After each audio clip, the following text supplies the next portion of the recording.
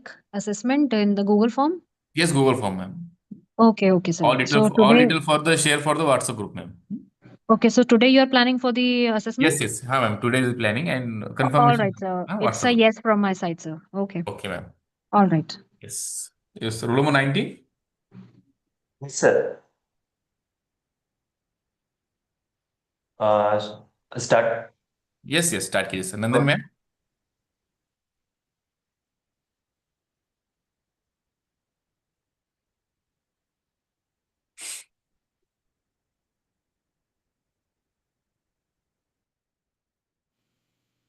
A very good morning to one and all. It's an immense pleasure to welcome you all in this online short-term course, Renewable Energy Application for Green Economics, organized under UGC Malavia Teacher Training Mission at Dr. Babasaheb Ambedkar Marathwada University, Chhatrapati Sambhaji Nagar. I am Siddiqui as working as Assistant Professor in MBA Department at Aditya MBA College, Bid. It's indeed a privilege for me to be a part of this prestigious academic program. Today, it's a great privilege to introduce our distinguished guest speaker, Professor Dr. Nandini. She is an academician, researcher, and policy contributor in the field of environmental science and sustainable development. Professor Dr. Nandini possesses over 36 years of rich teaching and research experience, contributing significantly to a higher education. She currently serves as a member of Board of Governance, Chanakya University, Bengaluru, and uh, she is also a member of Higher Education Council, Government of Karnataka. Her academic leadership is further acknowledged through her role as a President of India Visitors Nominee to prestigious institutions, including the Central University of Karnataka. She is currently serve as a member of Board of Governance, Chanakya University, Bengaluru. At the international level, Professor Dr. Nandini is a member of high level panel of expert on food security and nutrition under the Food Security Committee, United Nations, highlighting her global engagement in sustainability and green economy. She also serves as a member of Biodiversity Management Committee, Government of Karnataka, and as an executive member of NORMIR Research Foundation. Ma'am's distinct service includes her tenure as a former member of Expert Appraisal Committee for Thermal and Coal and Industry 2 under the Ministry of Environment, Forest and Climate Change, Government of India. She also served as President of India Visitors Nominee to the Executive Council of University Hyderabad and the Finance Committee of Central Tribal University. Professor Dr. Nandini played a very vital role as a chairperson of Subject Expert Committee in Environmental Science constituted by the Government of Karnataka. In the academic domain, she has guided 24 PhD scholar and 6 MPhil students till date. Uh, Her scholarly contributes include nearly 100 research publications in 13 books, including authoritative environmental science textbooks widely used by graduate and postgraduate students. Her area of specialization encompasses ecology, environmental microbiology, waste management, environmental pollution and management, and so on, which is highly relevant and theme of the and suitable for the theme of this program. It's indeed an honor to have such a renowned academicians and expert address us in the online short-term course, which is organized by UGC Malavia Teacher Training Mission. So welcome you, ma'am, in our session, and we're looking forward for it to hear you. Thank you. Thank you, Professor, for giving my introduction. It's my pleasure, ma'am. Thank you, sir. So good morning to all of you. I take this opportunity to meet my teaching fraternity and the scientists here. So shall we start the lecture? Shall we start? Yes, ma'am. Yes, ma'am. Yes, sir. So, professors, I am going to share the screen now and start off. Okay? Thank you. Okay.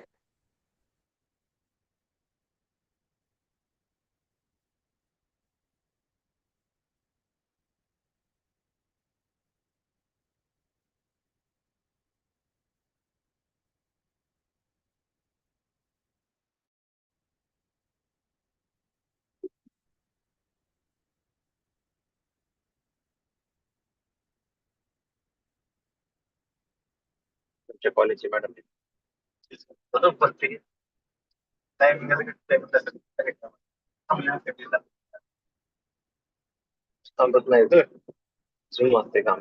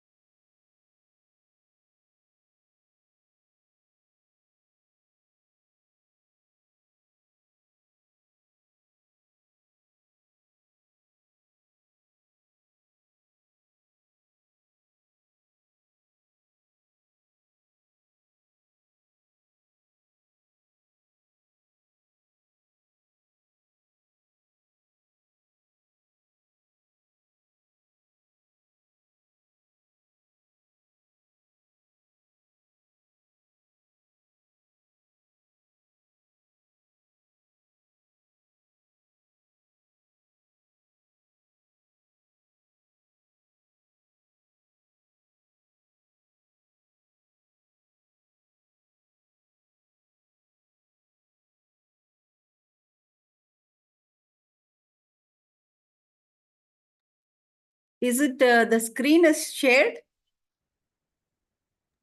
No, Am I- ma'am. No, ma'am. Not No, yet. ma'am. Okay. Share. Now? Now? No, madam. Not yet. Not yet, madam. Okay. I don't know. Share. Okay. Yeah, madam. Yes. Sure. It's visible. It's visible? Yes. Yes, visible, ma'am. Okay.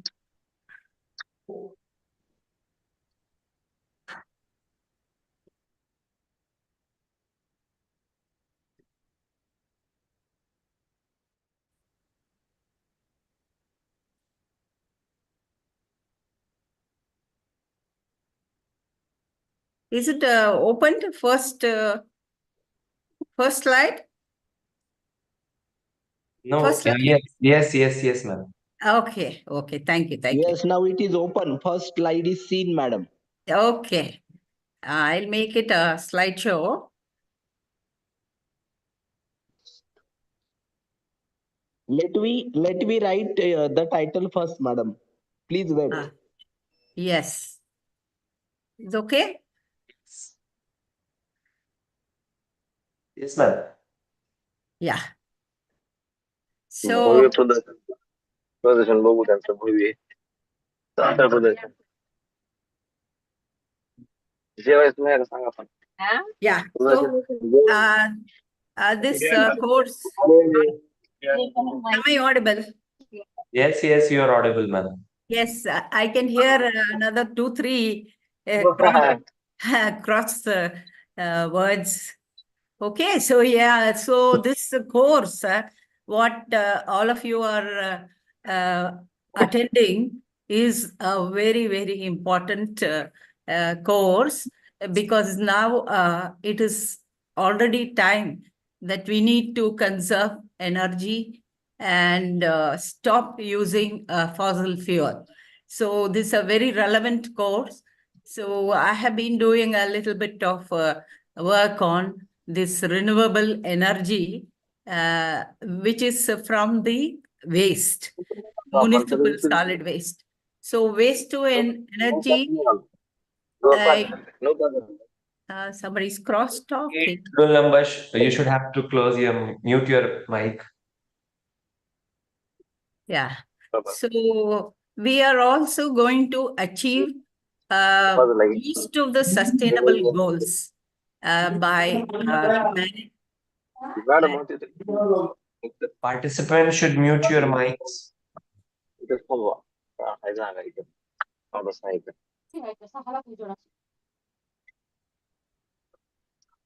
Yes.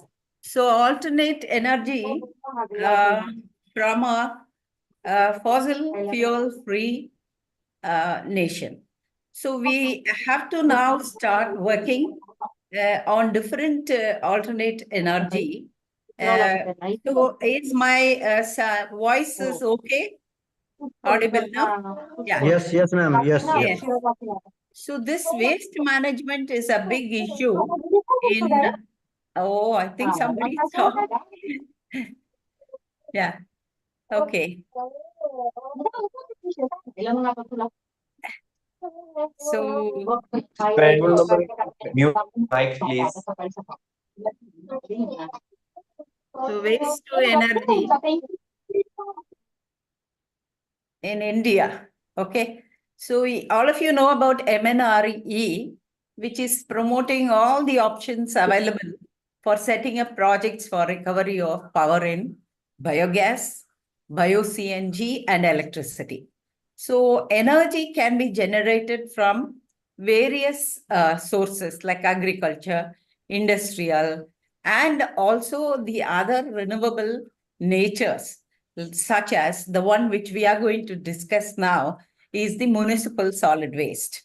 And this solid waste is a very complex waste. You need to segregate it because there will be vegetables, market waste, slaughterhouse waste, agriculture residues, and also some of the industries which are there in the residential area. So this waste, which is such a complex nature, which has more than 60% of the organic waste. So this organic, which is called as the biomass energy. So we can use this biomass from the waste, municipal solid waste, for converting it into energy, like a biogas, fuel, or liquid fuel, and so on. So this is what the research that we have been doing. And, the total estimated energy generation potential from our industrial organic waste in India is almost approximately 5,690 megawatt. So if we can get this much of energy, I think we can fulfill the SDGs, Sustainable Development Goals. And we can have a net zero, achieve at least 50% of our country's promises, agreements that we have given in the international treaties. At least by 2030, we are trying to improve the alternate energy source and reduce the use of fossil fuels. Okay, so our country has implemented several policies and programs promoting poverty alleviation, human development, social equity, education. So you see, the education is the most important policies that we have, like NEP, National Education Policy, where we are training the students in skill development courses. We have open electives, skill courses. So all the teachers, it is our responsibility to educate the students, educate the society and the world, so that we will achieve that all the sustainable goals, what our nation's, promises and our nation's agreement, and also the biodiversity conservation has to be taken care of. And the most important crisis that we are facing today is the climate change. So the national agenda needs to be supported and strengthened. And at the state level, national level, individually, it is the responsibility of each one of us from the institutions, because all the youths, younger generations are in our hand. So that commitment can be fulfilled, and we can develop the long-term strategies and adaptation to address the impact of climate change. Okay, so the Sustainable Development Goals, I think all of you know. I would just like to highlight the Sustainable Development Goal 13, which focuses particularly on combating climate change and consequences. That is in the UN 2015, especially in Paris Agreement, the crisis of climate change, nature and biodiversity, and the crisis of pollution was discussed. And we should all strive very hard to end this pollution and stop the loss of our biodiversity, because biodiversity is the major contributor for our food and well-being. So by 2030, the world will require even more resources, like including more water, more food, but you see what's happening today, and we are having a lot of issues regarding food. There is no food security, especially in urban cities, when most of the rural is getting converted to urban cities. So the food, 65% to 80% of the agriculture land is lost, encroached, change of land use pattern. So we are not getting fresh food from the growers, that is from the farmers, directly to the consumers. So this is another food security issue, because we are not fulfilling the sustainable development goals. And the supporting transition to a low carbon. You see greenhouse gases that are emitted from every house, every industry, every state, every district, and everywhere you see the emissions. And the different sources of these emissions, greenhouse gases, should be mitigated to achieve the sustainable development goal. Every institution need to do a green credit program, which marks the significance of environmental milestone.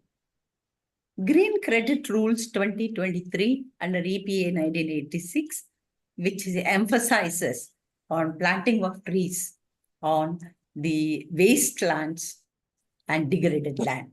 So every institution now, if you are going for a NAC accreditation, okay, now the system, the protocol is changed, but still you, yes, yes, somebody is, okay, so every institution should prepare themselves for the NAC accreditation. It's only for the NAC accreditation, but it is the duty of every teacher to do the environmental auditing and see how much their institution can achieve these goals, and how many goals can be achieved, and how you're going to mitigate the global warming by some of your best practices and green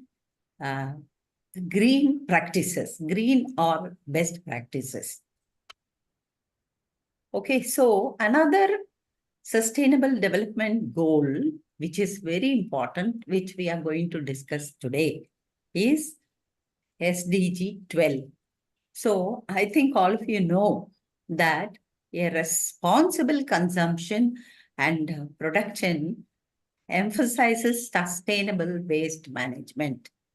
So wasting something which is not required for you, that waste can be recycled, reused, or it can be given to somebody as a source. So this is what SDG 12 is talking about. So aiming to reduce generation of this waste through prevention, reduction, recycling, and encourages circular economy. That is the major topic that you have for this course. How through managing the waste, you can encourage the circular economy. You see, domestic solid waste management is one of the essential obligatory functions of the institution and for the urban local bodies' effort to reduce food waste at retail and consumer levels for protecting human health. So human health is the final, all of us are earning, eating food, breathing good air, drinking good water is for the health and well-being. So let us see how India has some of the achievements in waste management targets, like to achieve SDG 12. So, you know about NDC, the India's nationally determined contribution targets submitted is aimed to reduce emissions intensity to 30 to 35% by 2030. So, and also we need to achieve 50% of the cumulative power installed capacity from non-fossil energy fuel energy resources. This is from the Ministry of Power.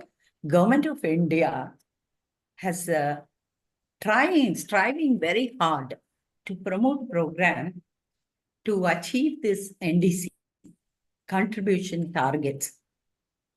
So this waste management aligned with including treating 91% of the biomedical waste also.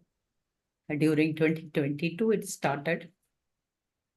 Recycling and utilizing almost 55% of hazardous waste in started 2022-23 and since 18 to 19. So all of you know the Conference of Parties and international meetings, international conference, COP28, was held in Dubai. The global leaders made an agreement that signals the beginning of the end of the fossil fuels and reduce greenhouse gas emissions to limit the temperature to 1.5 degrees Celsius from the pre-industrial period. So COP28 stresses upon beginning of the end, So we need to now work to different levels. Individually, we need to promote this and limit the temperature. The global leaders are asked to take immediate action, which includes 45% reduction in GHG emissions by 2030 compared to 11. Okay, so the global zero emissions by 2050, that is a just and equitable transition of fossil fuels, oil or gas, and to renewable energy sources, and investment in adaptation and resilience to the climate distress. Okay. Now, coming to just one data I'm giving. India generates around this much of tons per day of total solid waste, of which only this much, that is 95%, collected. We say the efficiency of collecting the waste is 95.4%.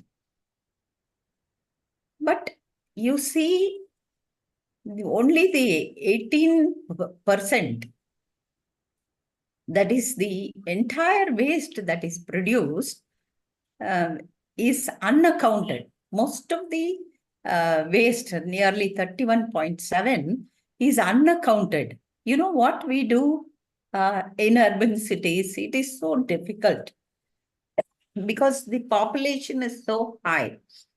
And the floating population, say, for example, in Bangalore, floating population itself is 30 lakhs, more than 30 lakhs every day.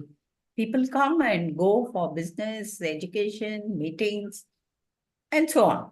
For various purposes, they will come. And in addition to that, the existing population is almost 1.4 crore. So what will happen to the waste that is generated? Mostly it is plastic waste, organic waste.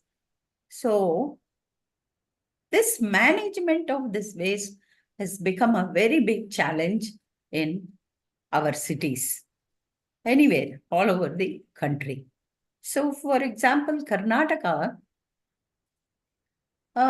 is managing some of the wastes generated in the landfills. So 216 composting and 15 biogas plants are there, and 217 RDF and also on. There are so many programs that are going on, and but we are still not able to manage. We are not able to manage the waste that is generated in, say, my city, Bengaluru. You see, every day we generate nearly 6,000 tons of municipal solid waste. Imagine per day, 6,000 tons. And you see, only 60% of is collected. Rest 40% is lying everywhere in the wastelands, in the open lands. Somebody was not occupied. That place is dumped. It becomes a dump yard. And 15% of this waste, it goes to landfills. I am talking about my city. And you know, the daily garbage, every day, if the 40% is dumped and it is increasing, the entire city starts smelling the very bad, obnoxious smell. And wherever you go, the roads, you just can't walk some of the crowded places. So the waste generation is increasing day by day. Waste management is not up to the what we expect because of several reasons. Because it's a growing city. It's a industrialized education hub and so many things. So we have gone round the dump yards, and this Bengaluru was slipped down by 15 spots, and that is in Swachh Sarvekshan in 2022.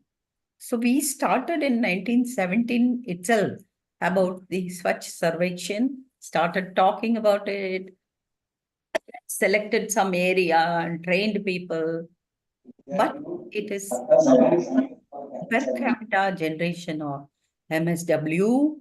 If India ranges between 0.12 to 0.60, the urban floating population of 30 lakhs, I already told you, then 1.7 crores of the population, and per capita, per house, if they generate nearly 1 kg, 1 kg, because nowadays there are a lot of plastic generated. So it's generating 6,000 tons. And you see, the Indian production of coal was 778 million tons in 2021-22. You know, we are all now depending upon this coal, whether it is the coal which is mined or whether it is imported, whatever it is, the emissions are increasing. The land is degraded. Land use pattern is changed. So this production of coal increases every year, in spite of our nation's agreement on controlling the emission, managing the emission, cutting down emissions. A lot of programs have been implemented, but still the coal production, we have not reduced, we have not cut down. Of course, a lot of all the industries are trying their level best to go for alternate energy. Therefore, now we are all thinking about using this much of waste. I was talking to you about all this time, how much waste is every city is generating. If we convert them into energy, then we can cut down the use of these fossil fuel. This is the idea. And of course, we have a lot of alternate energy sources we have implemented in our country that you have been listening from day one. I don't want to go into details about those alternate energies, solar and hydro, and all these are very, very important.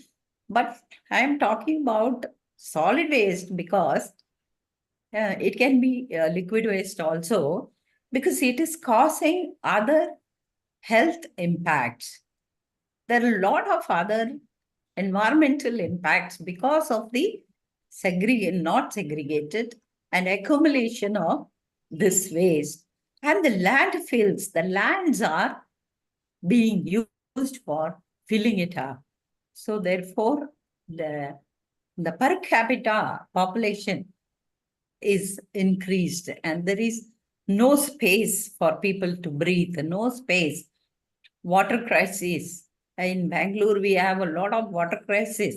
The water footprint is so high. So therefore, if we treat this wastewater, which we are already doing in Bangalore, then one area we have already treated the wastewater and grey water and using for drinking indirectly. So this kind of waste treatment, wastewater and municipal solid waste will definitely at least solve 12% of our, fulfill the energy requirement of our country. Okay, so India has a potential to generate 5,690 megawatt of the power from the waste.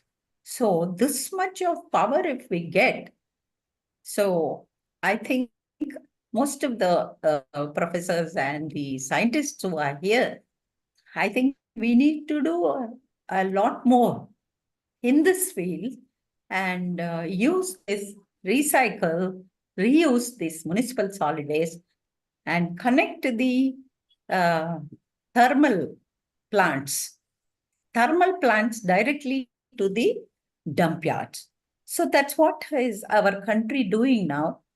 And I'll show you some of the very well-planned, successful waste-to-energy plants are there in our country. Okay, so we need to focus a lot about, we call it in short, WTE, waste-to-energy projects, which enhance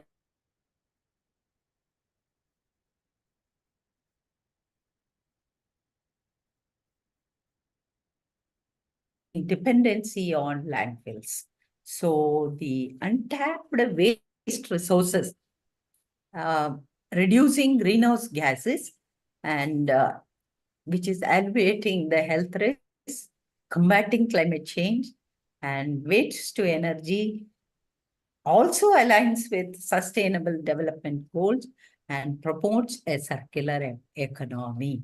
So this is what I am trying to stress upon.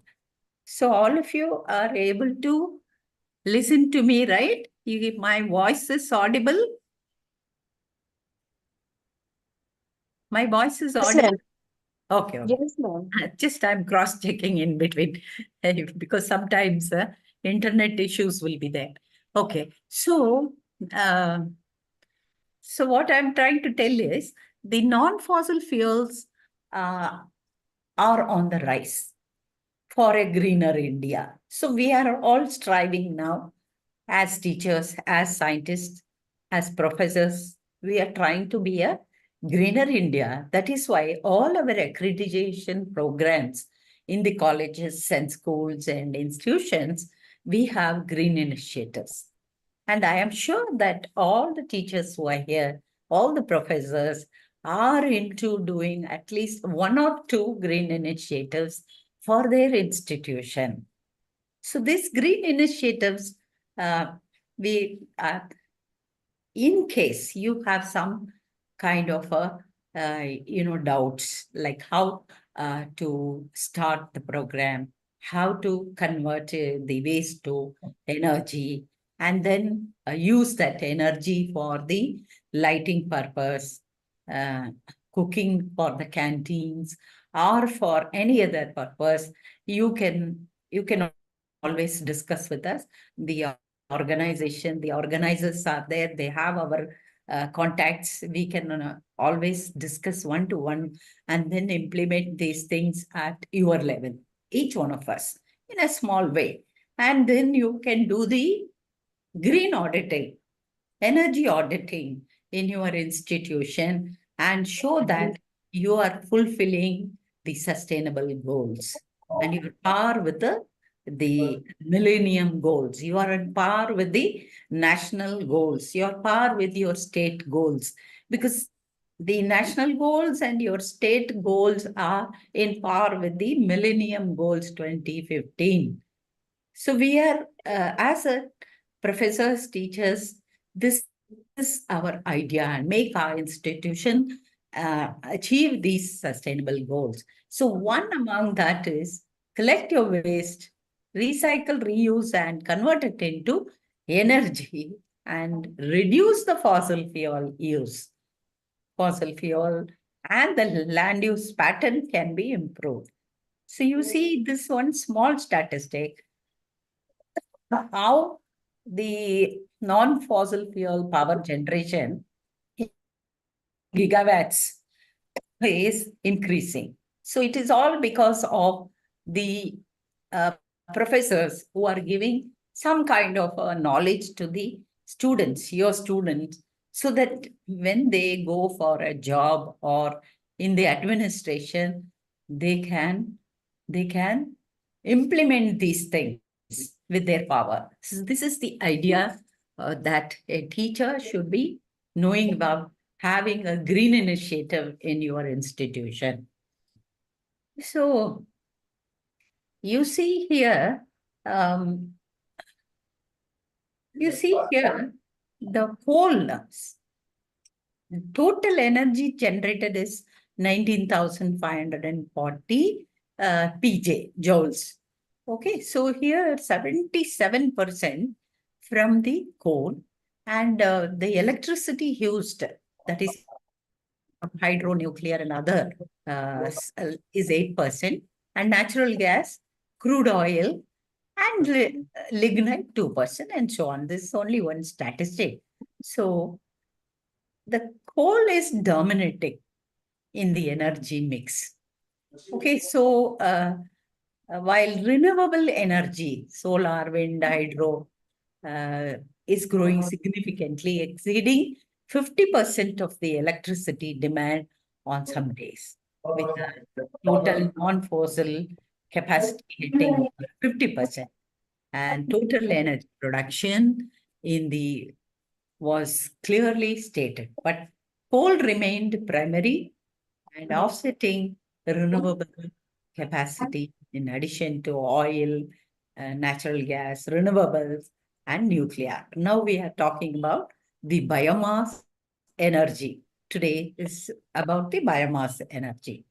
Okay, so this is all some statistic about the CO2 emissions in tons per person, that is per capita. So per person, the per capita emission in our country is actually very low compared to USA. So each one of us have a knowledge and we have the emissions per capita is very low. But what happens is because of the population increase, our emissions are also in the, you see the top three, ours is in the third position. Okay, greenhouse gas emissions worldwide. You see China is the largest, and then USA, and then comes our country. So despite with its low per capita emissions, because of the population increase, there is a emission also increase, the greenhouse gas emissions. So this emissions by sectors. So which sector is emitting more is the question. You see, energy sector is the highest emitter of that is always almost in million metric tons energy. Then comes your energy industry sector, and then agriculture. You see the waste. From the waste that you have dumped in nearby dump yards, open spaces, or in the landfill, you see there will be emissions, greenhouse gas emission. So how much emissions are coming out from the waste which is not managed? Even the landfill, see, there's a landfill, say in Delhi also we have a Balswa, a very big landfill, and you see how many acres of land being used for landfill and dumping. And after 6-7 years, it start emitting greenhouse gas. So these greenhouse gases will cause regional climate change. Then the climate change, the increase in temperature will see, that is the position is 150 million metric tons from the waste source. So we are discussing about only the waste. So if we control this, I think at least to some extent, we will have cool down our country, our, climate change. So this is over. And then what is net zero? Net zero, to achieve this net zero, so all the industries are given the time and asked to show when they will achieve net zero, every industry, because this is our commitment, our nation's commitment. So where the net zero achievement requires a combination of reducing emissions, enhancing carbon sinks. Carbon sinks are the greenery, the forests, oceans, which absorbs CO2. So the amount of greenhouse gases emitted into the atmosphere should be balanced by offsetting program. So we have a lot of offsetting programs, and every institution give their report that we are doing offsetting, emission reduction.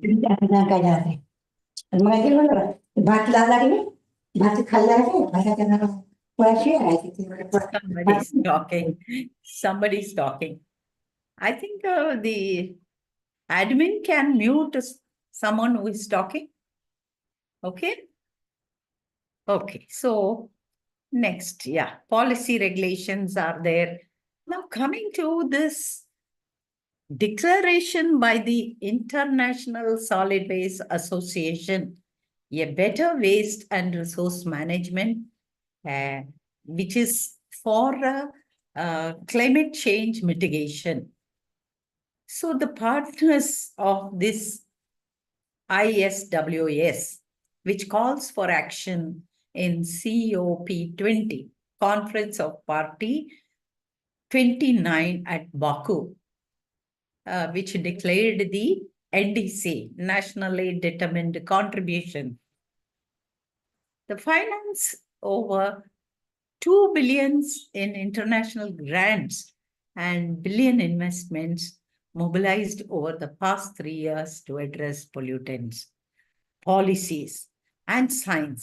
Launch of first global nitrous oxide and showing the potential of 40% reduction in NTO, nitrous oxide emissions alone, which efforts to track and reduce the climate impact of these zones.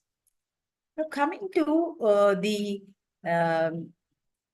COP29, coming to this, circular waste and resources management, in addition to, triple planetary crisis, reducing waste generation, adopting a waste to resource approach that addresses the business models will help mitigate greenhouse gases. So this triple planetary crisis, by curbing pollution, protecting biodiversity, waste prevention, and all those things, and diverting the organic waste from disposal site and contribute to a low carbon transition pathways. So, and achieve sustainable energy. Now, the main topic for you, I think you need to know what is green power. Green power.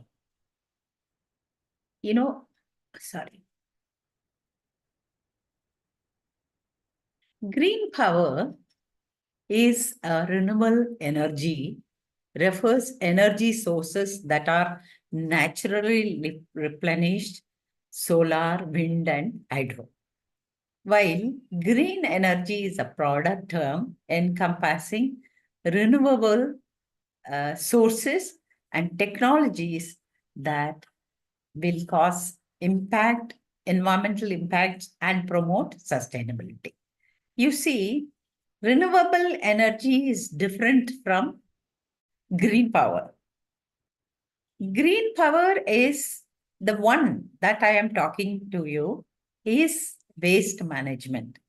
If you manage the waste, you will achieve so many sustainable goals.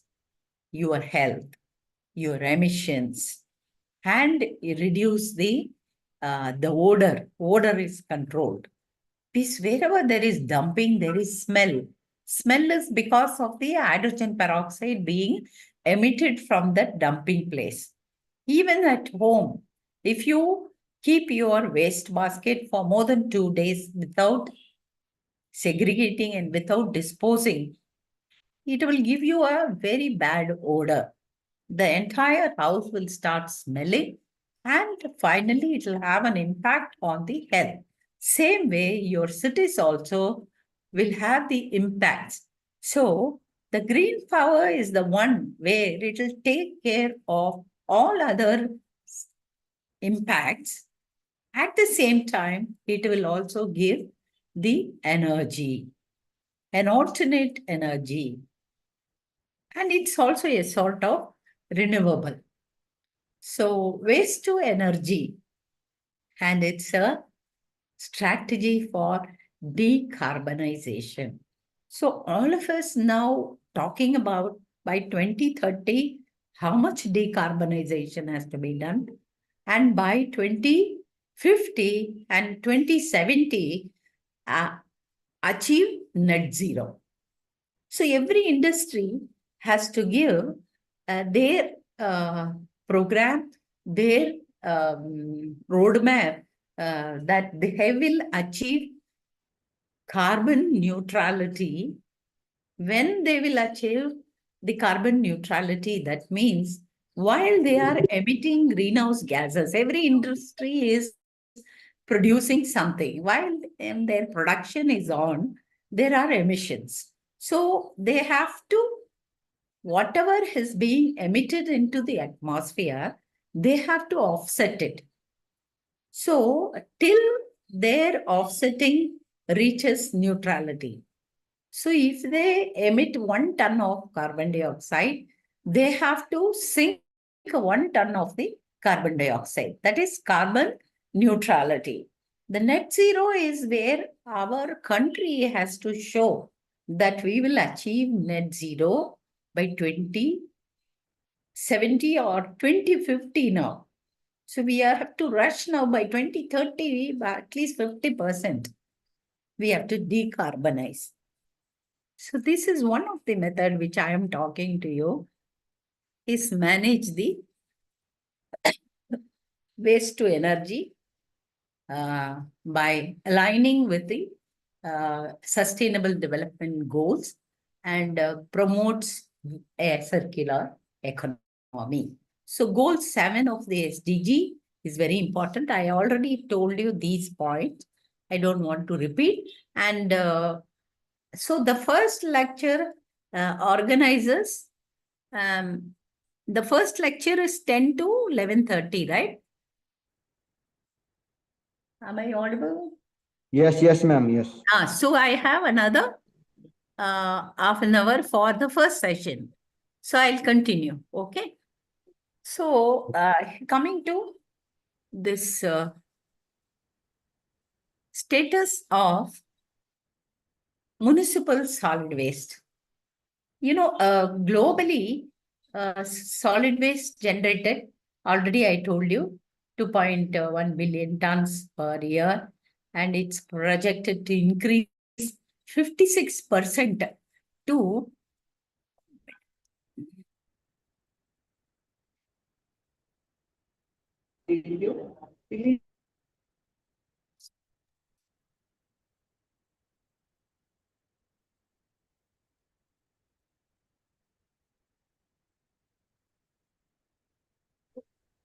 okay. Are you able to see my slides? Yes, ma'am. Yeah. So now, see, this shows, this research still going on. You know, I already told you how much India is generating, how much of Karnataka is generating, how much Bangalore is generating. See, the global solid waste generation is increasing because the population is also rising, and the needs of people, the lifestyle also is changing. You just go to a mall, you just enter a mall and you see a burger, big burger and so many things. You see them, they give one bun and with big packages, so much of plastic, so much of paper, and just to eat a bun. So you see the lifestyle. And earlier, what we used to do, wash the plate and keep it back. Only the plates were given and washed and reused it. But it's not like that now. You ask for a piece of tissue paper, and how many of us use just 10 tissue papers after washing your hand? Just throw it. So you see the tissue paper waste basket in any malls, in any hotels is cleared every 1 hour. It is filled. So this kind of a lifestyle has caused all these issues. And we are generating so much of this waste, which is only 50% are being managed. And if we don't give awareness, I think it is the major, I mean, it is our duty as a citizen and as a teacher. So you see how it is increasing, and it'll go on and on. It's never ending. And now coming to the destination of these municipal solid waste, you see 62% is controlled, 19% is recycled, and waste to energy now in our country is 13% of the waste is being converted to energy, 13% only. But I am telling that we can increase it to 25 and 30% by 2030 if all of us plan and use the funding that is given by the MNRE, the projects that are given by NRF. There's a lot of interest in taking funds in this our country is encouraging research and the research that will go from the lab to the land. And the startups, you see so many startups every now and then. We are thinking about even the state level startups have started, district level startups have started, and all. There is one startup that started in Bangalore, which is managing the wastewater, converting it into drinking water, and they are indirectly recharging the nearby water bodies, and that is being pumped to the households. So this kind of a water positive, it's called water positive active green initiative, using wastewater, recycling wastewater, is done by a startup and young people, young persons, youths, and they are very successful, first of its kind in our country. And then it's very near to Bangalore, just in the periphery. So the Bangalore crisis, water crisis, we are all thinking about implementing this and introducing this kind of an activity to all the institutions in the state and in the country. You see, the landfills that are there in your own place. You know, our place in Bangalore, there is one oldest landfill, which is, I think, gone 150 feet below the ground and filled. The waste is filled, and almost 150 feet like hillocks, it is dumped above the ground. So a small hillocks of these dumped wastes are lying. And now in Bangalore, we have started biomining. Biomining is started, and even in Delhi, by Balso also, this kind of a program is going to be implemented. But it's a very big dump yard and issue. You see the third, the waste destination. You see the waste almost 50% is treated by composting, biomethanation, and recycling. And unaccounted, I already told you the same data earlier I mentioned. And this is another statistic about Bangalore. We have some composting plants.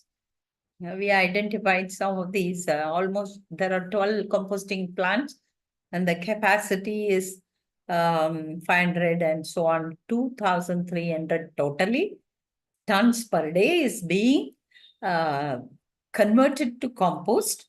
And the rate at which it is doing is it's generating the tons of waste, wet waste, dry waste, and C&D wastes, and so on.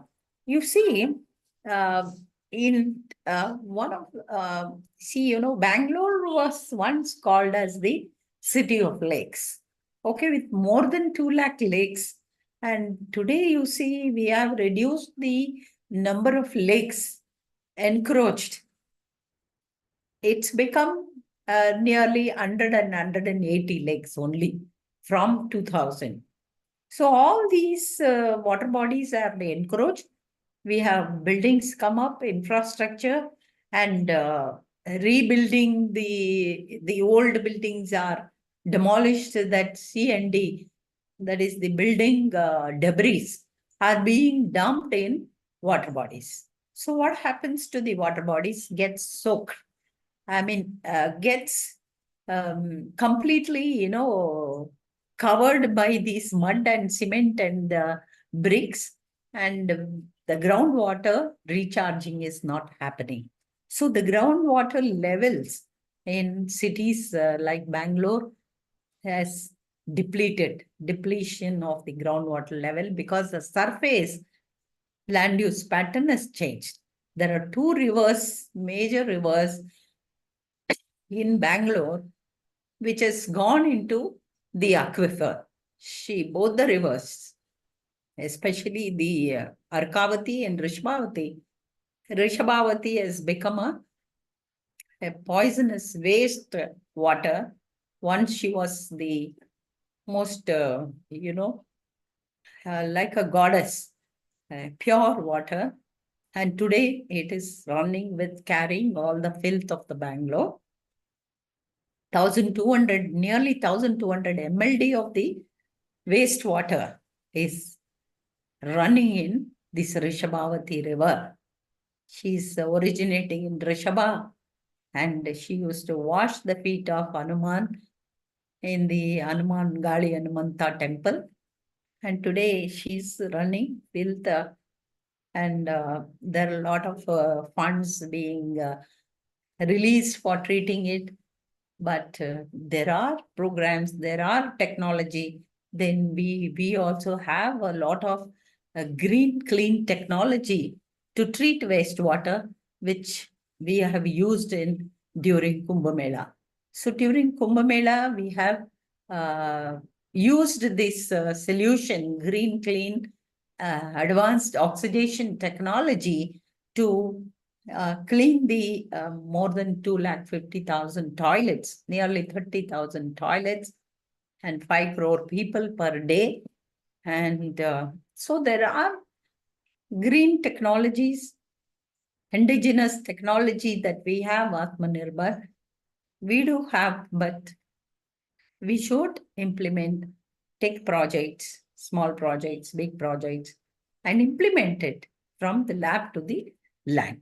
So coming back to these two charts, you see in Bangalore, you see 57% of the waste is generated from households, and 37 bulk generation, and street sweeping, dust and leaves and so on, 6%. So this is how the waste is at the generation level. And you see the biodegradable vegetable waste is 20%, and organic waste is 15%, paper and glass is 5 and 2%. So this kind of waste, even in Mumbai, a similar kind of the waste segregated and different percentage of the organic waste. How much organic load is more? Because food waste is increasing day by day. People buy a big plate of food and eat only quarter of it and throw the rest of it and mix it with the plastic and other things. And it becomes very difficult for us to segregate it. So segregation is becoming the most difficult task for anybody. The municipality is also facing a lot of issues regarding segregation. So segregation should happen at the source. Otherwise, they will be polluters pay, fined. So these kind of things happened recently in Bangalore, where the waste was thrown outside their house and the municipality went and dumped all the waste in front of their house door. So it became a very big issue. Just for a week or so, this happened, just to show the public how difficult it is for the municipality to segregate so many households waste. But in our house, it is very easy for us because only 5 people, 3 to 5 people in the house, we can segregate our waste very easily. So it has to happen at the door-to-door house levels. So this kind of an awareness is possible only with the teachers, professors, and the scientists. A common man, a person who is coming from the municipality, he has no knowledge about waste management, but he has to undergo a lot of stress. You see all the one research that we have done on these Paura Karmikas, We call them Paurakarmikas, the sweepers, the road sweeping people. You see, the lifespan, they die when they are in service. Imagine what will happen to their family, because they have to handle the mixed waste as hazardous waste, biomedical waste, everything mixed together. So in spite of, a lot of advertisement and organizing street shows, uh, it is not happening in urban cities like ours, where the floating population is high, very high. So what has to be done? I think we need to do it from the school level. Of course, most of the schools now, all the government schools are managing their waste, and they are bringing awareness to their neighbors. So every institution, it is their duty. It is mandatory that every week, at least once, 1 hour in a week, they go around their city, at least nearby, that surrounding of their institution, and bring awareness about how to segregate and when to segregate, where to throw it, and how the segregated should go separately. Because sometimes some of the people, when we started this work of campaigning, some of the houses, the people said, we segregate, and when the person who comes to collect mixes it. So, but then it is your duty to even educate that person. Please keep 2 bins, do this. All of us know the bin colors, what has to be put in what. So we are all educators. So it can be done. It takes just 1 minute. Okay, so this is all the one research on the Bangalore waste. You see, 7% is plastic. So we tried even to convert these plastic waste to fuel. So it's one of the best to get liquid fuel. And of course, there will be some emissions and all that has to be done.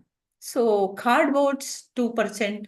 There's one NGO in Bangalore who uses all the paper waste and converts it into a cardboard.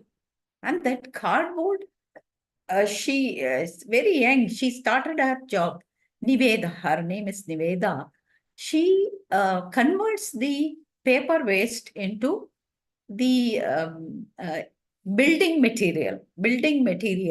Of course, she adds certain other things, and it is so durable. And she even got a very good national award for her work. A young 21-year-old girl. So this kind of things can be done, of course, the school level, college level. And you see debris, 3%. You see biomedical waste is another most hazardous waste that when we surveyed some government hospitals, we have seen the water bodies, drinking water. Government hospital, poor and middle class go, and the water was not treated. The pipes that carry the water, drinking water, all 60, 70-year-old, rusted. So that was some 10 years back, we did this survey. And then the deans were summoned and all that. And we've seen that the pipes are changed. And now the government hospitals are #1 hospitals in our city. So these are the things which a teacher, a professor, a scientist should bring awareness. When you see something like this, you have to bring it to the notice so that the public don't suffer. People who go with some kind of health ailments, diseases, they carry back some other disease and it becomes chronic, hospital infection.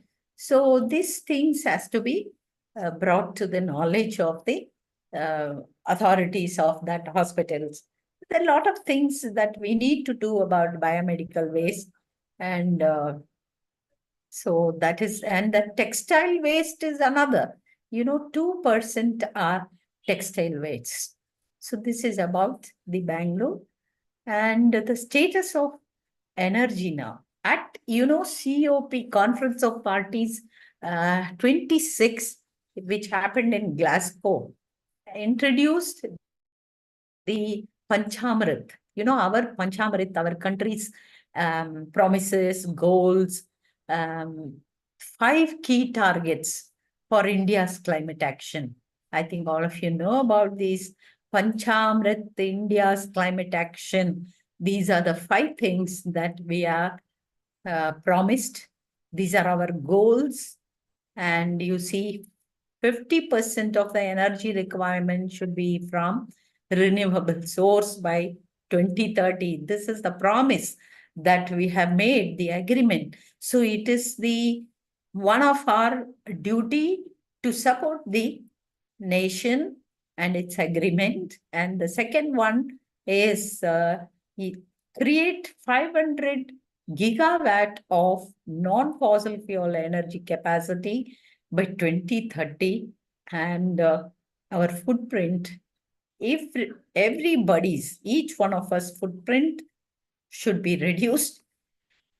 Footprint of your house, footprint of your neighbors, footprint of your institution, your colony, and your district and the state.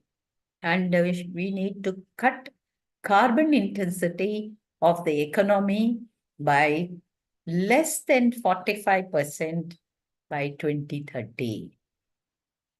And the 5th goal, the 5th Panchamrit key target is reduce the 1 billion tons of projected carbon emissions by 2030. Carbon emission by 2030. So this is our Panchamrit goal, which is also in par with the net zero goals. Okay, so what is the time? It's 11:15. Okay, I finished this slide and then we'll go. When you want to go for break or continue? Organizers? No, ma'am, we can continue. Continue? Okay. So now coming to the fossil fuel reserves that are left with us. Gas, we will get gas from fossil fuel for another 49 years only. And oil, another 56 years. And coal, you will get for another 129 years. So imagine after that, your next generation, they will not have any facilities if we don't follow this Panchamrit. So Panchamrit, 5 key targets for the climate action, which also includes now the waste management. I think we have to specify this, emphasize to the student community, younger generation, that this is going to happen. So let us start from small level from the institution. And any guidance on that, you can always meet us or contact. We will do something for each one of our institutions. So the primary energy resources in India, you see, from hydro, nuclear, and other natural gases, crude oil, then lignite, and then coal. I already told you, coal 78% now we are depending, and we should reduce that. It will be over by another this many years only we are left with. And more than that, by using this fossil fuel, we are also having destruction of the land. These destruction of the green cover. So to get back that green cover, you need another 100 to 100 years. So that neutrality cannot be achieved. That is the reason why we are now talking about what is easily available in our surrounding, which we can do from our end, is the waste management. So, renewable energy potential in India. Okay.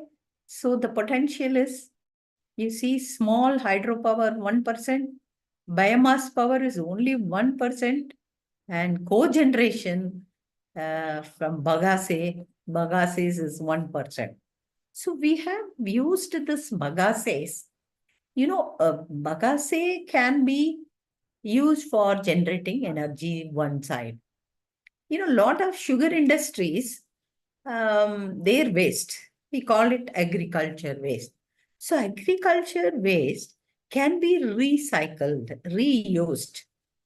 That agriculture waste, that is bagase, it can be from the sugarcane, it can be from the groundnuts, cashew nuts, badam, or any shell, coconut shell. All these can become one of the best activated charcoal. So, to treat wastewater, we have been using this activated charcoal generated from the agriculture waste. So, agriculture waste is used, it is not thrown.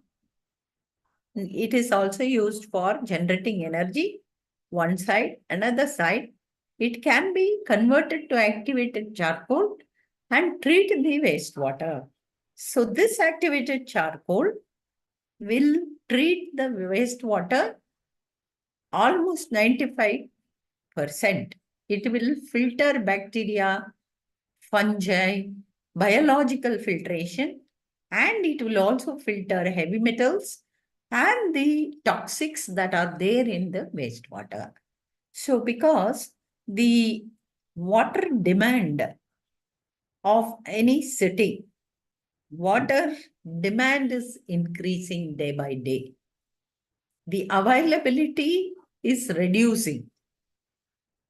Water availability from the fresh water, rivers and nalas is decreasing because of the land use pattern change.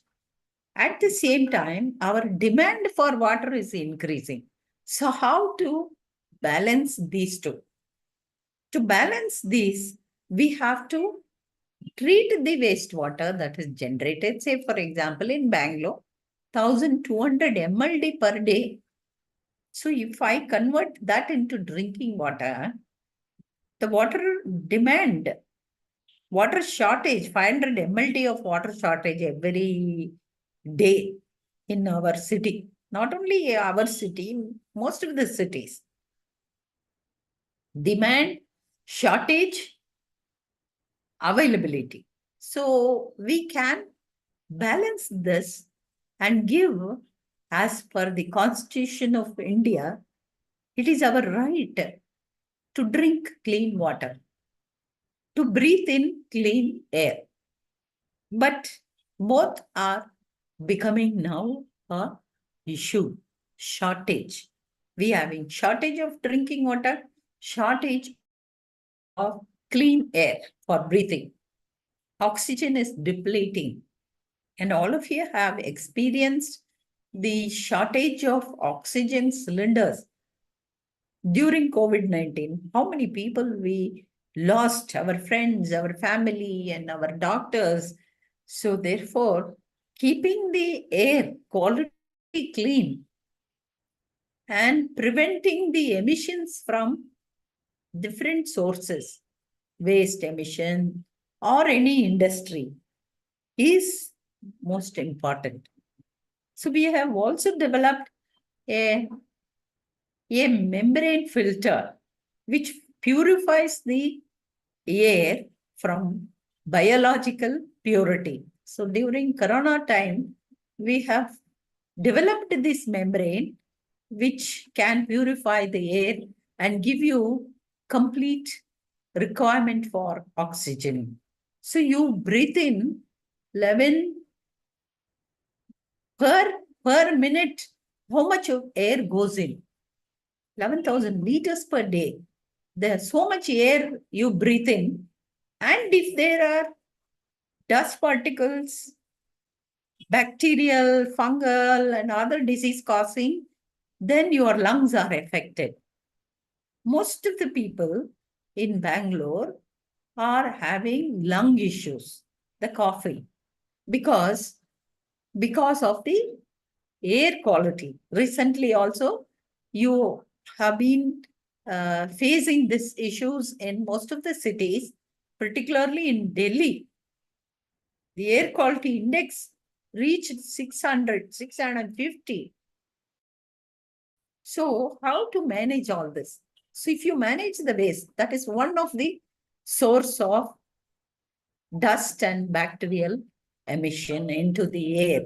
So we need to manage this biomass, the waste, agriculture waste, industrial waste, and other waste, and convert them into usable form, reuse it, recycle it. So this is what I am trying to highlight in this slide. So we need to, of course, we are very good in solar power. This much is used. And others, these 3% only at present. And you see hydropower and so on, thermal, and now water is being used. And you see, by using this solid waste to energy, waste to energy, WTE. WTE, maybe you should be elaborating it. You should know what is green power. You should know what is renewable energy. These are the things that you need to, maybe there will be a small question hour, or I don't know, maybe in the end of your course. And you need to know what is WTE, what is GHG, then what is net zero, what is Panchamrit, and what is bioenergy, and what is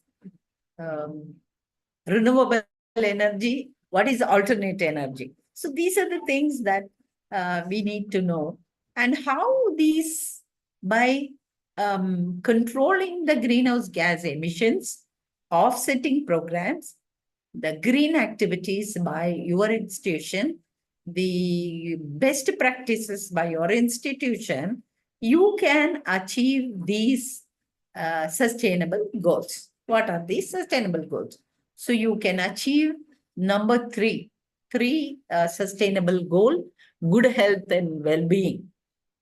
So to reduce the pathogens, pollutants in your water, the water you drink will have the pollutants.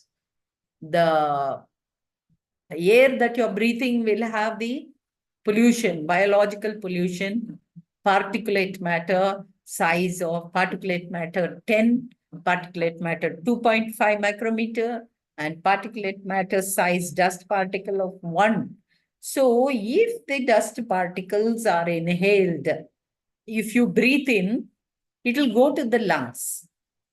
If the particle size is 10 micrometer size, bigger dust, you will cough it out. But if it is lesser than that, that is 2.5 micrometer size, it will go into the lungs, and it will go and attach into the alveoli, inner part of the lungs, which will welcome all the bacterial. You have the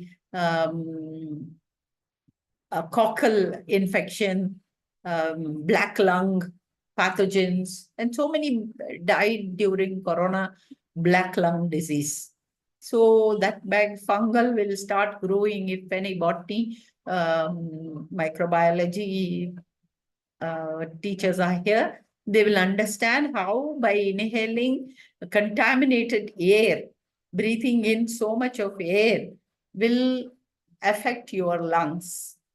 And then the micrococci, all these bacterial infection will happen, and you won't be able to breathe. So if you achieve this, that is targeted SDG 3 and then targeted SDG 6, clean water and sanitation. So this is a must, and I already told you how we treated the wastewater at the Kumbh Mela and how the toilets were cleaned because people did not feel sick when they went. It was one of the world's largest gathering, and there was no smell. And I think most of you must have experienced.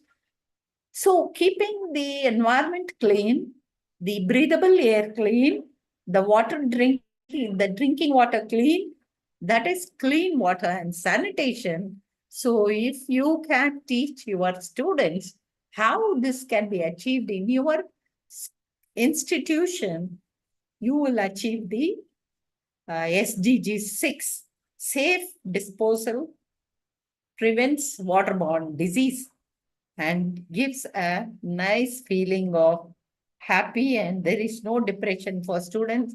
They're happy. And then you can also achieve target SDG 7. So SDG 7 is affordable and clean energy. This is what I am talking to you. Just now we were discussing your course is such an important course where you will achieve this goal 7, affordable and clean energy, substituting coal and preventing impact from mining, managing the waste. That is the major goal of this course that you are attending. Now, the 8th SDG is decent work and economic growth. Municipal solid waste is used as a raw material for energy and promotes a circular economy. So this promotes a circular economy. And so we need to think about it and work on it, do a lot of research on wastewater, waste management, and other kind of waste. Now, to achieve goal 9, which is industry, innovation, and infrastructure, innovative technology for a holistic waste management. It's an holistic where the industries should have a R&D. So we are now, the ministry is encouraging, making mandatory to the industries that they should have R&D in their industry. So most of the industries have R&D, and scientists like you, teachers like you, can give them a roadmap. You can guide the industries. So it is always mandatory that any educational institution should have collaboration with the industry, big or small. So you can collaborate with the industry and give your inputs for them. Involve yourself in their well-being, because they are generating the economy for the country, economic for the whole nation. So we want, they are ready to invest. CSR funds are there from the industry. So you can utilize that for the student and give your knowledge to the industry for the well-being of our nation and improve their R&D facility. Now, coming to the Sustainable Development Goal 11, sustainable cities and communities. The waste volume reduction, clean and reliable energy. So a clean energy and the volume reduction of the waste will definitely give the name to your city as a sustainable city, and the communities and well-being of the community. So you can achieve 11 also in that. And coming to the 13, I already discussed a lot about climate action, reduction of greenhouse gases, emissions, and decarbonization. All these things we already discussed. And coming to the 12th SDG, Sustainable Development Goal 12, is responsible consumption and production. So energy production from waste, minimizing fossil fuel, and recycling your waste, reusing the waste, and reduction in consumption. So there are some industries. For example, I'll tell you, there is one industry in Bangalore. The name of the industry is Dolphin. They manufacture the spare parts. Okay, that tin they use for making the spare parts is a recycled one.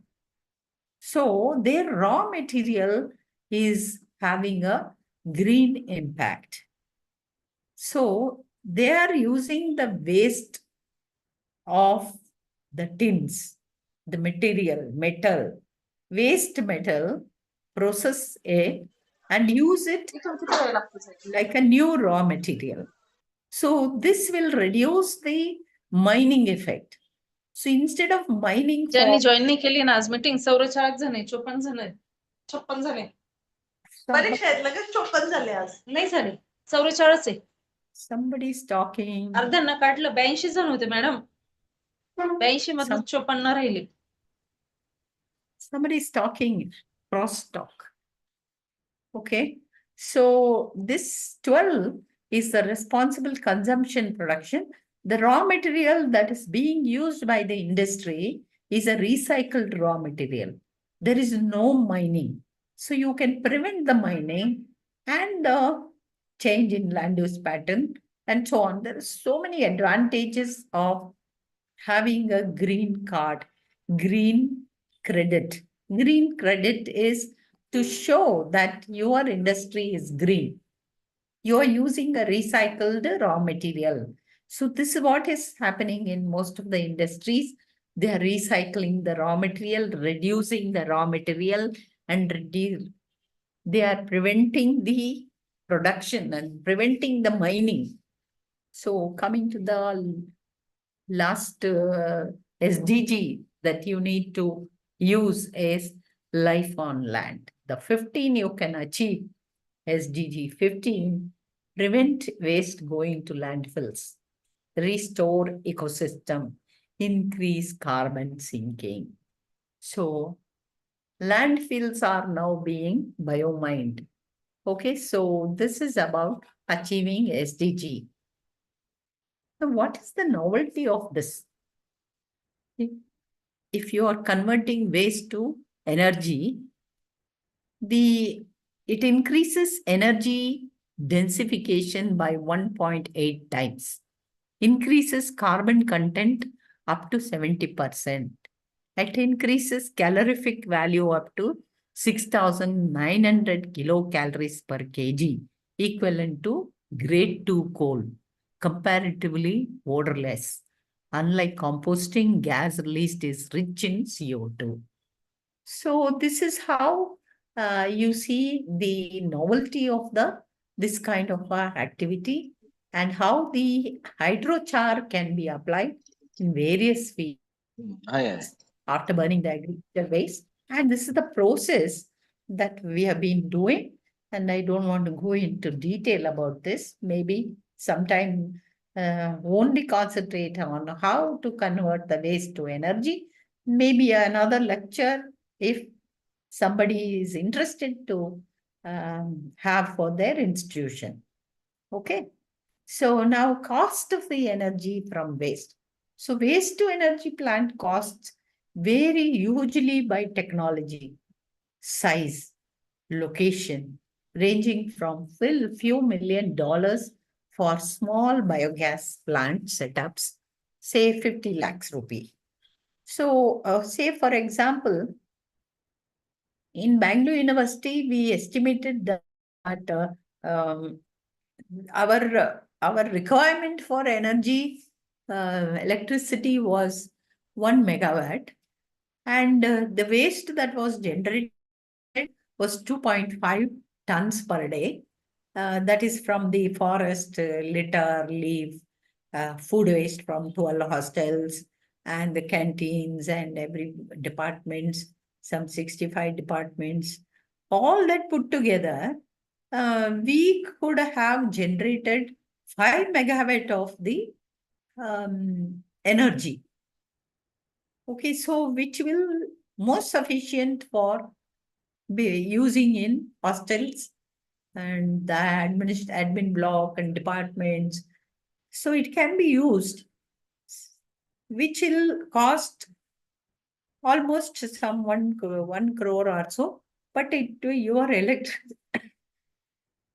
the electricity fees bill can be cut down. So that's why every institution, your institution, you should do energy auditing.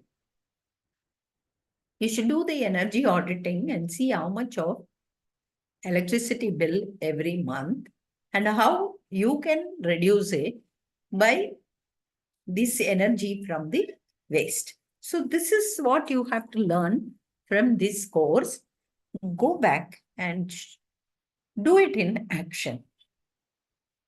So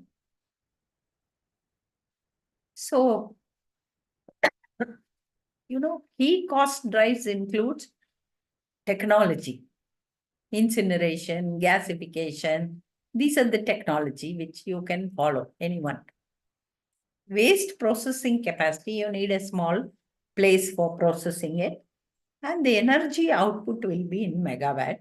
And the site specific, you should study where you can install this waste to energy, how it can be connected to the grid. So MNRE gives you all the guidelines and also subsidies and so on. There are a lot of projects being given. Subsidies offered by the government of India rendered WTE an economically profitable venture for businesses and investors. So MNRE, Ministry of New and Renewable Energy, provides financial assistance to project developers as part of its waste to energy program.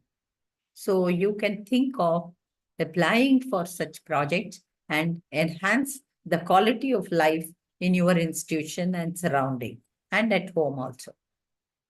So coming to the renewable energy capacity, I already told you. Again, I'm showing this. See, renewable energy capacity in India is, I already showed, but now again I'm showing it. This is 2025. See, it's 90.76 gigawatt, 45% is solar. Hydro is 46%, not 46, 23%, and wind power is 23 again, and small hydropower and the biopower is only 5.6. Biopower is bioenergy. So you can also think of 13% is the waste to energy. Now coming to the states in renewable energy capacity, you see Rajasthan is the highest. So it is generating 29, almost 30 gigawatt. And Gujarat is second. Almost these two states are equal. And Tamil Nadu and Karnataka are the next level. Okay, so they are generating some 22.20, almost 25 gigawatt. Okay, so now coming to this map of Bangalore. You see the Bangalore. Earlier, we used to have dump yards only restricted to Bangalore North. That is prior to 2009. So 2009, we did a survey and along with the students and researchers and presented it before the High Power Committee, High Court of High Court of Karnataka. So it is the duty of a researcher, a professor, a teacher to show, to tell, bring the awareness to the government and to the authorities that see why all the waste from the southeast west is going towards the northern villages where the people are suffering here. So then later, because the Bangalore expanded, expanded, now it's Bruhat Bangalore, now it is Greater Bangalore with 240 wards. It's going on sprawling, growing. It is growing, and all the rural neighborhood are becoming urban now. Urbanized agriculture lands are being. And you see, this many waste management plants are there with their quantity. They generate 16 tons per day, and biofertilizers 182. And you see incineration almost 23 tons per day. Like that, there is Messrs. They're all private firms. Messrs. मला तो रेडमल sir म्हणते मला चौगले सरांनी पाठच नाही म्हणते Somebody is- by आता हे test पण आहे बरं का somebody is- Okay. So there's one Gale India Limited where you get a power generation of 10.6 tons per day. So that is near Mandur and one of the oldest dump yard. And you see KPC Limited, 11.5. So like that, in Bidadi, it was installed in 2000. And then slowly it is taking off, implementing slowly. Taking off.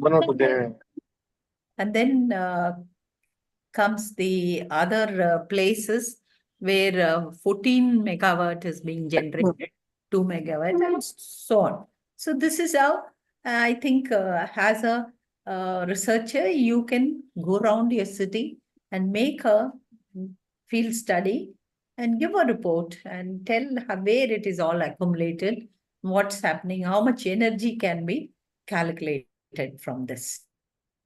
So biomethanation in Bangalore. So there are 13 plants I already told in urban Bangalore. माझं net नाही सध्या connect माझं हे पण चालू short term पण सुरू आहे कोणाचं तर द्या माझं शॉर्ट टर्म हॅलो मध्ये कोणीतरी बोलतंय मॅडमचं लेक्चर सुरू आहे काय केलं मॅडम डायरेक्ट आणि काहीच गरज नाही व्हॉट्सअप काय ओपन करायचे फक्त नको ऑलरेडी मी आउट झाले ह्याच्यात एकदा मी परत रिजॉईन झाले मला बाहेर हाकलतील roll number 60 Admin can mute them. Roll number 60 तुमचा माईक चालू आहे बंद करा please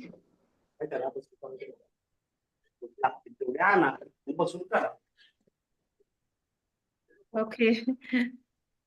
Okay, so see, out of the 13 plants in Bangalore, 7 are upgraded and all these places. And there are, there's one place. Sir पाहणं पण द्या तुमचं WhatsApp log in करा मी त्यांना तेच म्हणेल मी ऑलरेडी सर आता आउट झालते परत आउट झाले तर मला रोल नंबर 16 रोल नंबर 16 तुमचा माईक बंद करा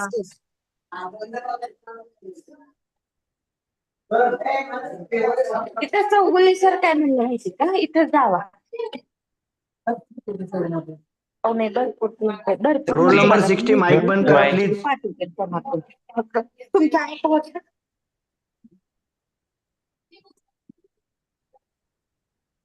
मी बसते बाबा मला होईन आता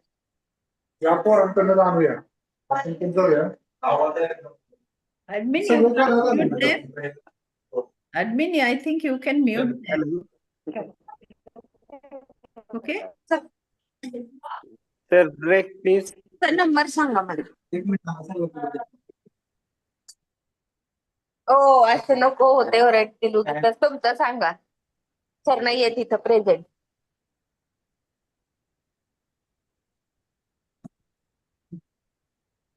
Okay. It's okay. Yes, ma'am, you can continue. Yes, okay. So the biogas that are generated in these dump yards supplied to nearby hotels, and the hotels get login सांगा पटकन. the green credit for that. You know, any hotel असते?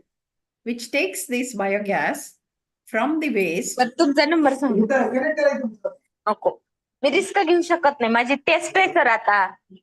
एक तर मी लई वेळा out झाले माहितीये का तुम्हाला. तुम्ही करा. सध्या कोर्स मधनं काही सुद्धा मला सांगू नका. करा तुमचं लॉग इन करा.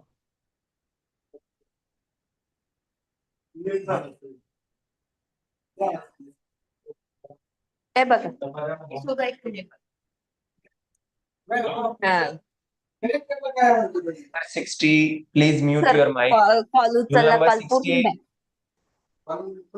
रोल नंबर 60 ला फोन करावा लागेल आता बहुतेक असं मला ऍब्सेंटी लागली. वाटतं. दुसरी ऍब्सेंटी लागली ना आउट. हा रोल नंबर 60 ला कॉल करावा लागेल. आता आपण नंबर वाईट बोलत सांगता नाही पण तुमचा? त्यांनी मोबाईल बाजूला ठेवला असेल आणि काम चालू असेल तो आधी त्यांचा तुमचं व्यक्तिगत नेट भाग आहे. चालतंय का? भाग मला आपलं एवढे काही म्हणणं भारी- नाही. चाललंय.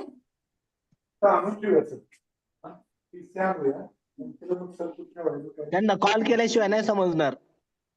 नंबर सांगा माझा. 84 त्यांचा नंबर हा 0458 84 12 84 0458. you can call them and tell now, phone them, and आमच्या डिपार्टमेंटला प्रिंटर होतं माहिती का? that if they are गौरव सरांना not फोन करा. गौरव सरांना कोणाकडे नंबर असेल तर फोन करा प्लीज. हो सर. हो हो हो हो सर. सर पण तेवढे पेजेस पुरतील का हो? सांगितलं मी गौरव सरांना सांगितलं. थांबा जरा. मी तुम्हाला ना टाकते दन दन दन कळतंय. कॉलेजमध्ये छान गप्पा चालू आहेत त्यांचं. आपण तेच ऐकायचं आता.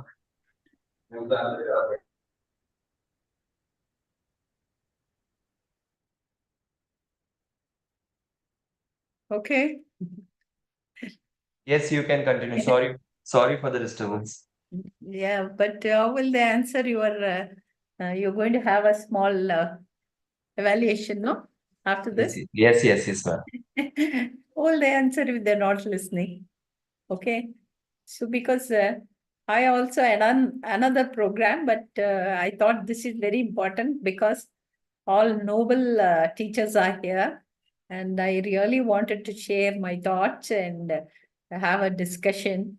And but somehow because of one or two, the others are anyway. It's okay.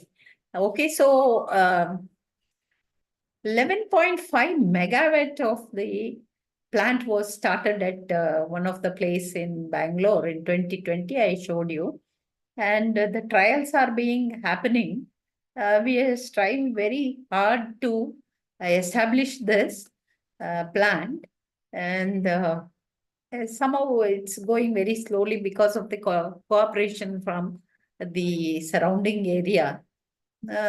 If it is done properly, this electricity will benefit 2 lakh houses, and ash and residue will be used to line the walls. So this is our estimate, and we try to do it. So waste to energy plants burn municipal solid waste, MSW, which is called as garbage or trash, to produce steam in a boiler, and steam is used to power an electric generator turbine.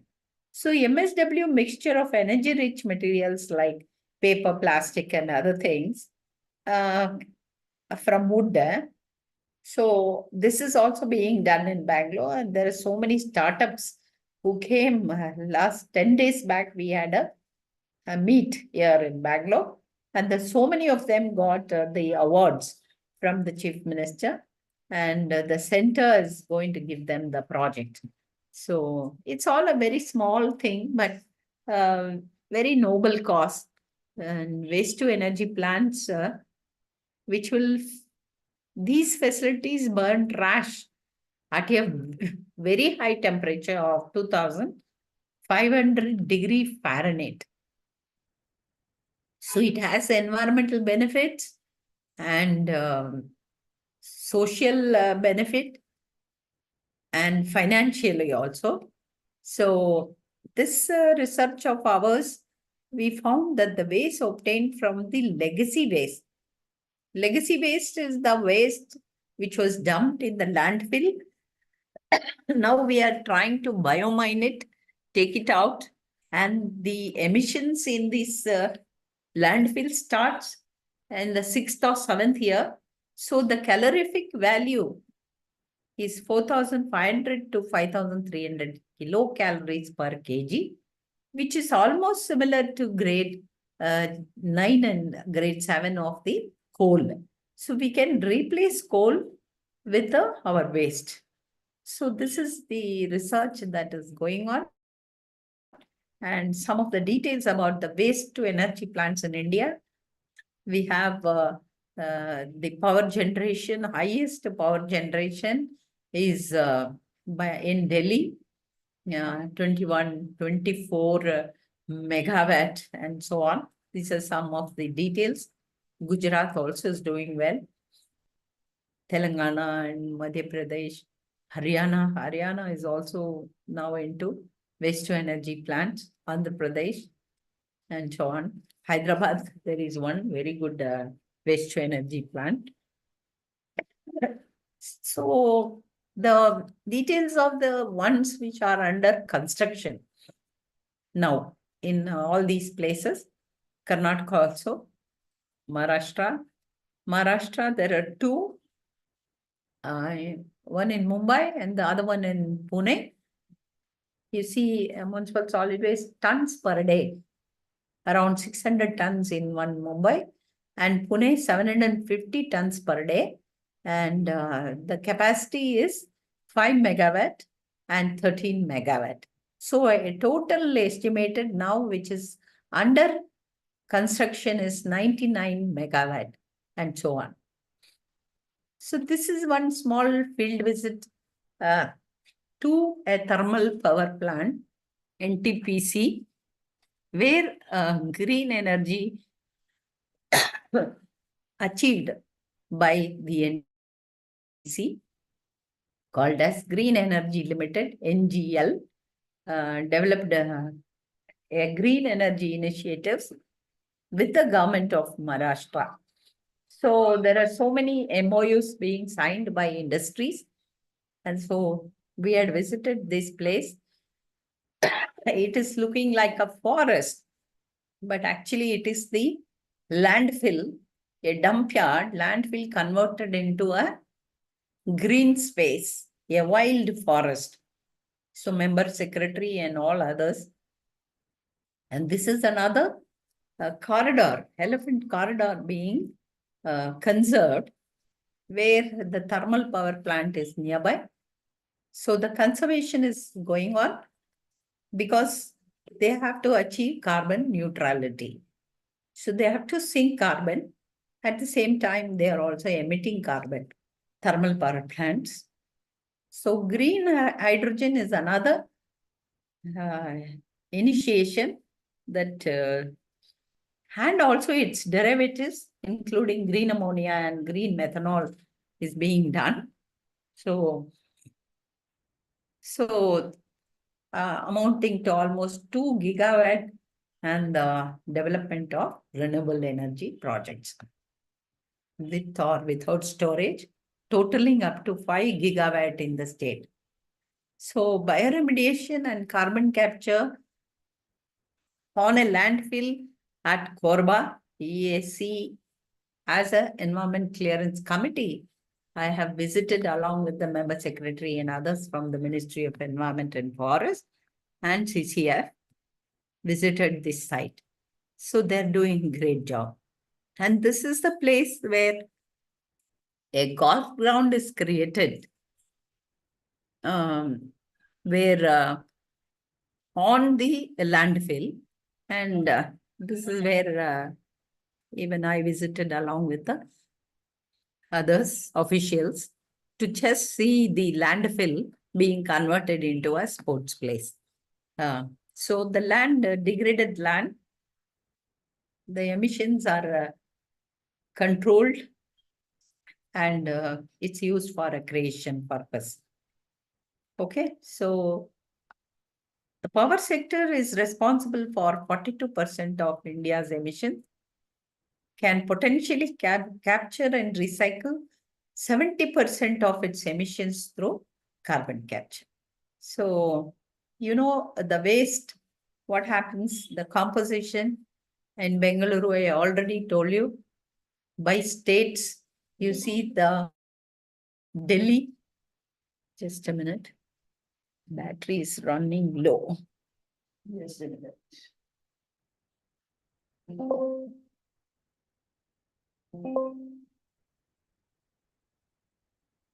Just a minute, just take a few minutes. You can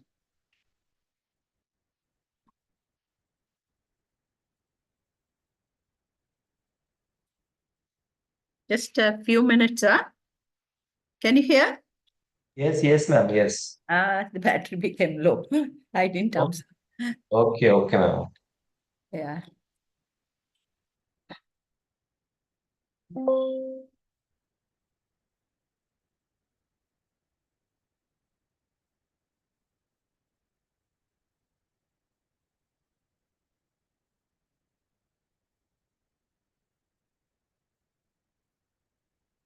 Okay. Is it okay? Okay.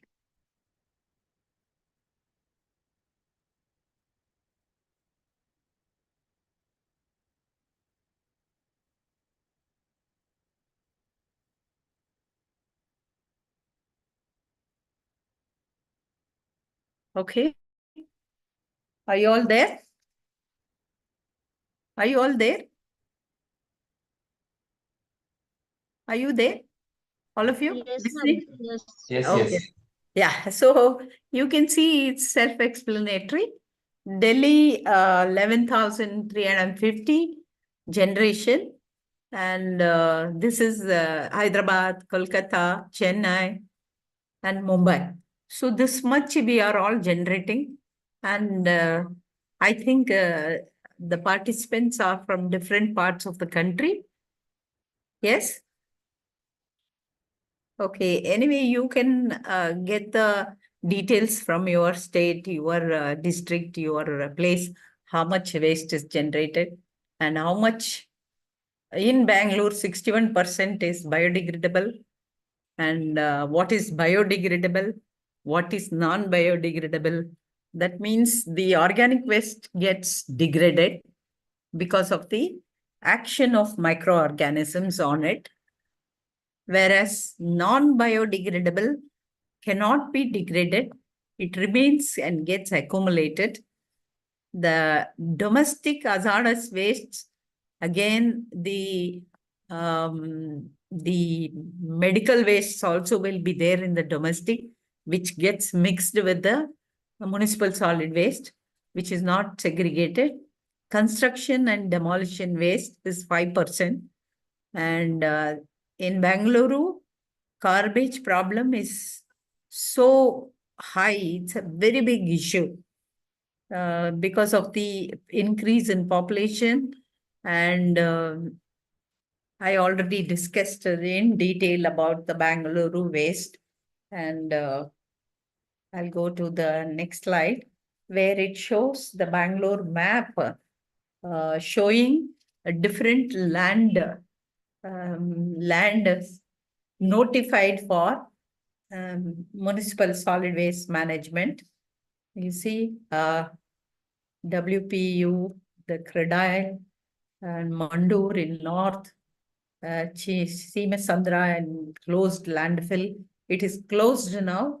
Even though the landfills are closed, there is a lot of impact on groundwater and the surrounding Mavalipuram, and all these places now it is distributed. The population is increasing, landfills also increasing. So what we should do is start converting these waste into energy. Now, biomethanation plants, I already told. This also, I think. This is the Bidadi waste to energy plant in Bangalore, where I told you it can support 2 lakh houses in this vicinity. There is this area is populated. It's very near to Bangalore urban. Now it is also a Greater Bangalore, included in Greater Bangalore. So this project is really good, and with a lot of initially there will be issues. We are facing some issues there. So this is the capacity of this Bidadi plant, where you see in 2020 the foundation was laid in 15 acre of land at rupees 260 crores, and 11.5 megawatt is the estimated. Already some energy is being generated and given to the households there, and the calorific value is 1650 kilocalories per kg, and the cost of the production cost is rupees 8 per unit. So what is the cost of the electricity per unit now? Can anybody answer? In your place? What is the light current bill you pay per unit? 6, I think 6, ma'am. 6 only? Yes. Okay. So here, this will be given at rupees 8 initially, because we are begin this. And the other benefits of these managing waste, I already told you. So I think this is should be made mandatory, so that we will have a life on land, no, healthy life. So, you know, this Bidadi plant in Bangalore is done from feed of hopper to furnace. Mass combustion is done. Their air pollution measures are taken. And then the cooling evaporation coolers are installed already. And the activated carbon, I already told you. The activated carbon is used from the agriculture waste recycled, and hydrated lime are injected to control this procedure, how it is done, the technology, and that I don't want to go into detail. I just want to tell you how important it is. So, you know, it has, these are the array, the equipment has screen chamber, the treatment plant, oil skimmer, collection tank, UASB reactor. There is up blow flow anaerobic sludge blanket, aeration tank, secondary settling tank, chlorine dosing tank, multi-grade filter. So, you know, composition of the municipal solid waste, I already told you, this is the composition in general. But I told you in Bangalore, composition slightly vary from the urban will vary slightly from rural. So this is in general, how much the composition. So there are around 6 states in the country where stubble burning is in practice.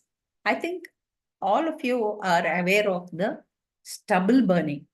So because of the stubble burning, that's one of the reasons that Delhi suffered a lot of air pollution and temperature, reduced temperature with fog.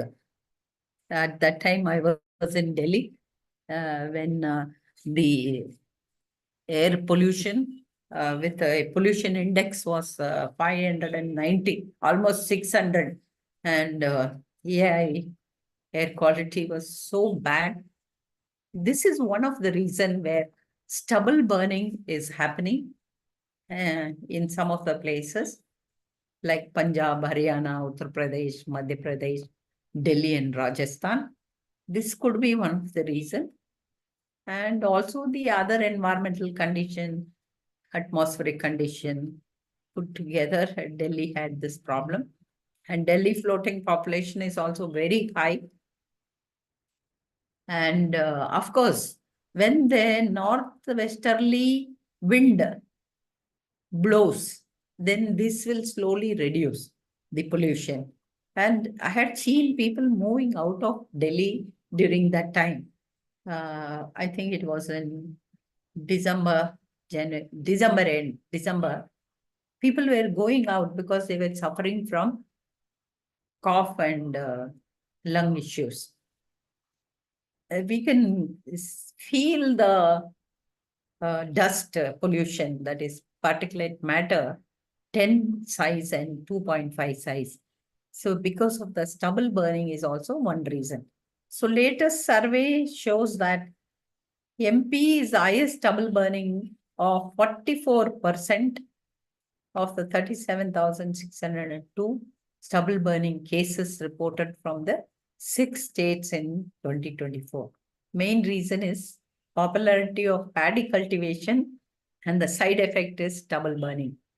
Okay, so this is the reason that we found out. So if we stop this stubble burning and convert this into energy, how much of energy we can, electricity, bills can be controlled, reduced. And fossil fuel. Yeah. So this is one photograph which recently taken. The vehicles carry the garbage and line up in the road in Kannur landfill. So the leachate, you can see the black water leachate coming out, flies, mosquitoes, and contamination of public health hazards. You know, in Mandur itself, landfill, I have met nearly 200 families living there, Paura Karmikas. Imagine their life. What will happen to the children, the dogs, all in that dump yard, working, women. So what will happen to their skin, scalp, their lungs, internal organs, heart and brain? So these are the things that the side effects of dumping garbage. See, you can see this is Mitiganalli landfill in Bengaluru. You can see the trucks moving. Trucks are carrying the waste, dumping every day and going.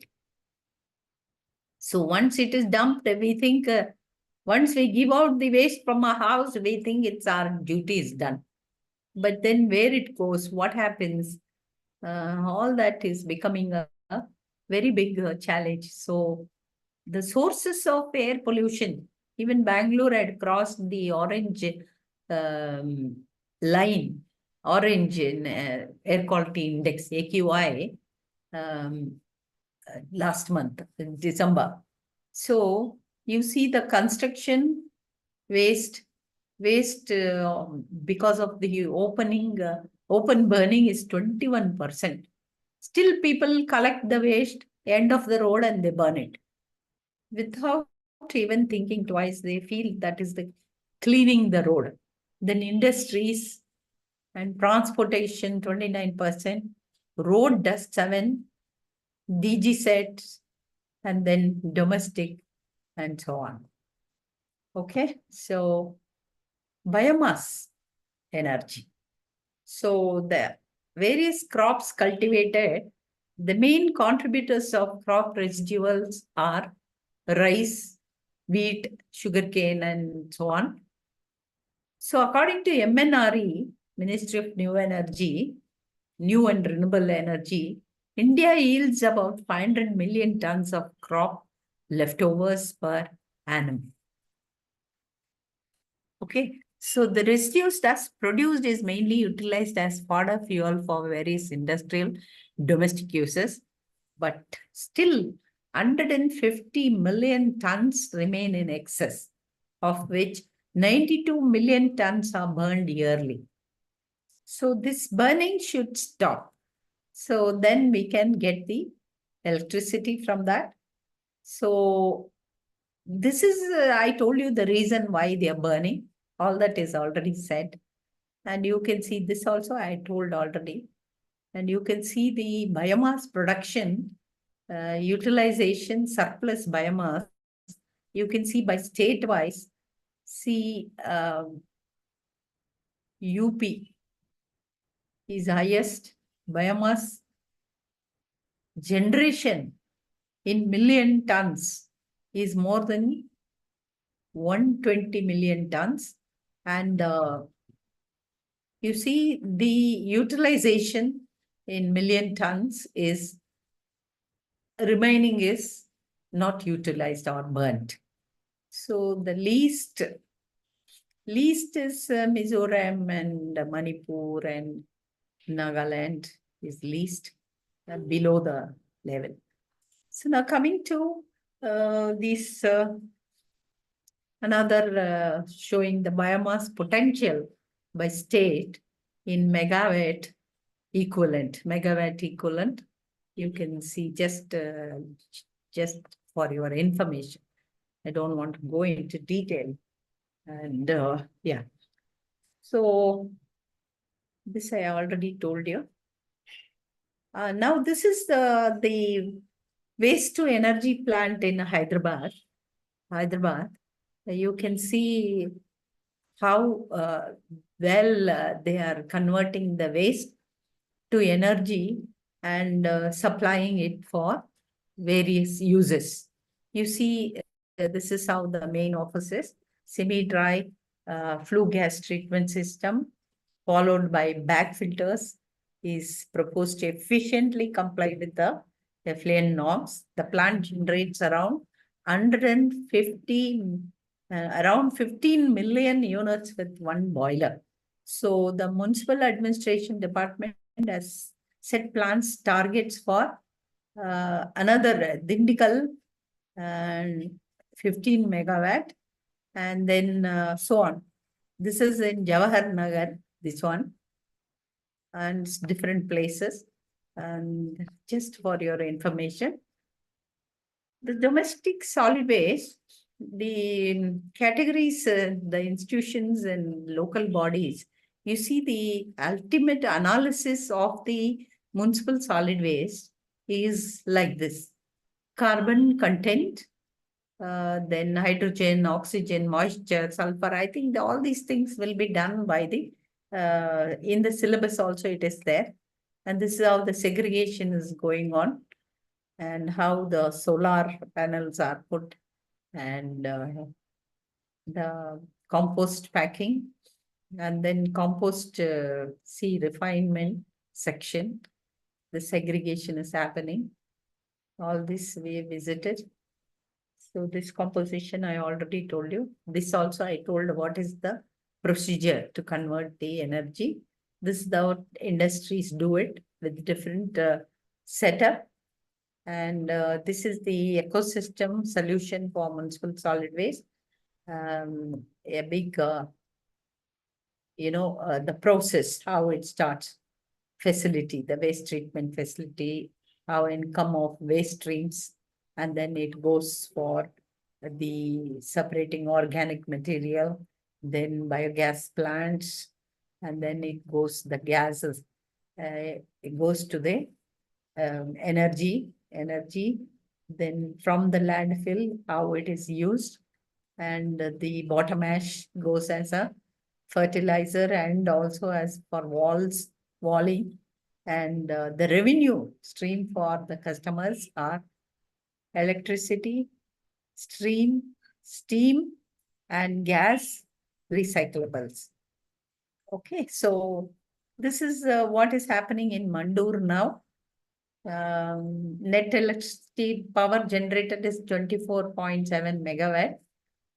We are working on this right now, and also the Bedadi. And this is a photograph of the Mandur biomining is happening. The legacy waste is being biomined. And it actually 2005 it started, and 1,800 tons per day were received. And now biomining of the first phase started in just a few years back, 2003. And this is how the waste being handled for biomining. This is the first stage. Then it becomes like this. And this is our team visiting the Mandur for the testing the material. And this is how it is done. And you see Mitaganalli again, same thing is happening. So abandoned quarry site. This is a Mitaganalli is abandoned quarry site where there were landfills which are now converted for biomining and using that for energy. So this is all some of the leachates coming out from the dump yard. So what we should do, we should follow what I have been telling from the beginning, what we should do as teachers, as an academicians, as professors, as scientists. What is there in our hand? I think we should do it in a small way, start with the students. And I think it is our responsibility to educate the industries, to collaborate with the industries, collaborate with the government, and implement whatever is your findings. So there's a lot of challenges that can be overcome. The cost, technical challenges, social impacts, and so on. So I think that's it. Without stopping, I have completed my lecture. So I thank all of you.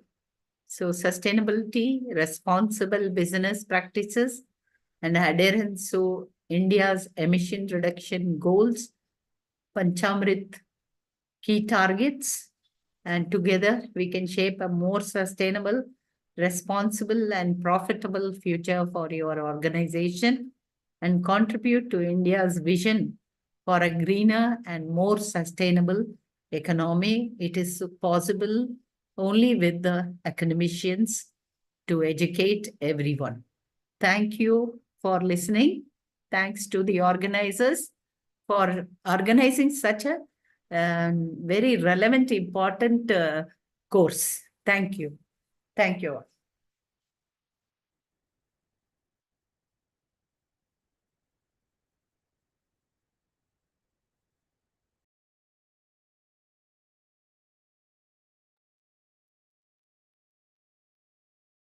Okay. So I'm done. Any questions? Any clarifications? You want my phone number? You can take it. Mail. Any clarification? Or you want to collaborate or ask for some guidance? We can do it together. Okay, for your institutions. Thank you. Any questions you can ask?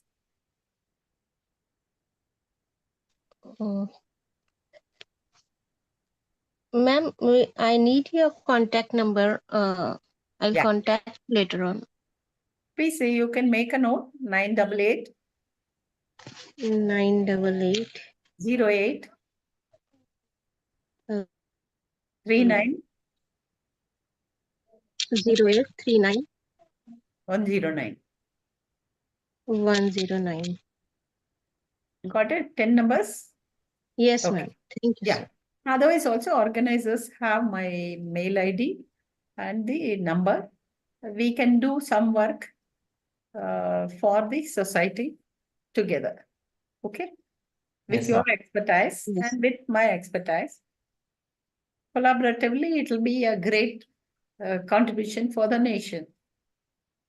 Okay? Yes. I'm from microbiological background, so accordingly, I'll plan out something and then contact you, ma'am. Thank you so much. Sure. Because the waste dump yards, environment emissions, there are different kind of bacteria which are emitted into the atmosphere, and people who are there, karmikas, are suffering Yes. from infections. Yes, yes. Yes. So there are a lot of things microbiologists should do. Water purification. You know, water always has these enterobacteriaceae members, Yes, enteric yes, yes, diseases. And yes. you see sometimes in summer, when the water gets concentrated, Yeah. lot of the pipes gets rusted, water pipes, drinking water pipe. There's an Mhm. inflow of toilet and drinking water pipes um, overlapping. The Yeah. piping system in cities are damaged, Yes. underground pipes. So they Mm. mix up toilet pipe water and the drinking water pipe mix up. And there's a Yes. diarrhea and amoebic dysentery, bloody diarrhea, and so on. Yeah. And there are so many microorganisms that will strive in the inner side of the water pipes, even in the your drinking water tap. If you put your hand in the tap, you can see the slimy layer. That is because Yes. of the glycocalyx of bacteria, enterobacteria that is growing in the Mhm. water pipes. So these water Mhm. pipes should be flushed once in a while. So I have a formula how to clean up these water pipes, because we are getting clean water pumped from the rivers. Yes. The rivers are very clean. They don't need treatment. But when it passes through the drinking water pipes, it will get contaminated because of the biofilms. Okay? Mm. Yeah. Yes, ma'am. Thank you.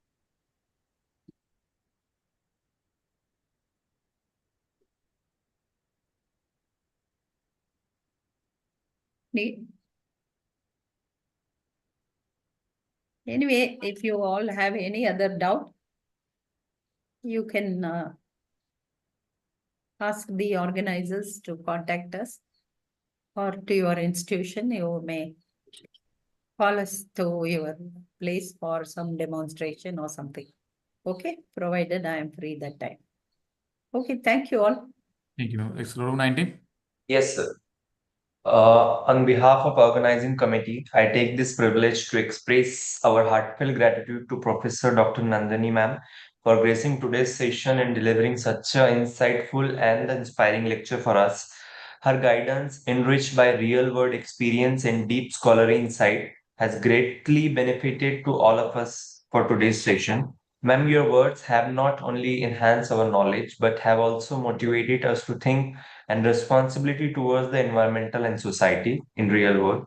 Once again, we sincerely thank you for sparing your valuable time and sharing your expertise with us. We're truly grateful for your presence and contribution in future also. Thank you so much, ma'am. Thank you. Thank you all. Thanks to the organizers, professors. Thank you. ma'am. Thank you. Shall I take leave? Shall I leave? Yes, ma'am. Thank you. Is roll number 25 you?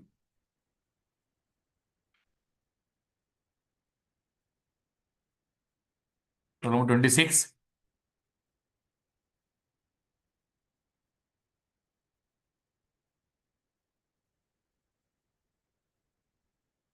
Yes, I think roll number 24 and 25 26 not available. Yes meeting आप अभी leave कर सकते हैं। अभी already हमने group पे एक share किया है कि आपका जो एग्जाम रहेगा वो 1:30 से 2:30 तक रहेगा, 1 आवर्स का रहेगा। तो उसका लिंक जो रहेगा वो 1:30 आपके ग्रुप पे आ जाएगा। ओके यस, और गूगल Thank फॉर्म रहेगा। जी सर। और यस, 30 क्वेश्चन रहेंगे और हर एक क्वेश्चन को 2 मार्क्स रहेंगे, no negative marking. Okay sir. Thank you. Sir अभी लीव करना है क्या ग्रुप? यस, अभी लिव करना है, यस। ओके। आपके एग्जाम होने के बाद ही आपको भी डायरेक्ट आफ्टरनून सेशन में ज्वाइन करना है। Yes, okay sir.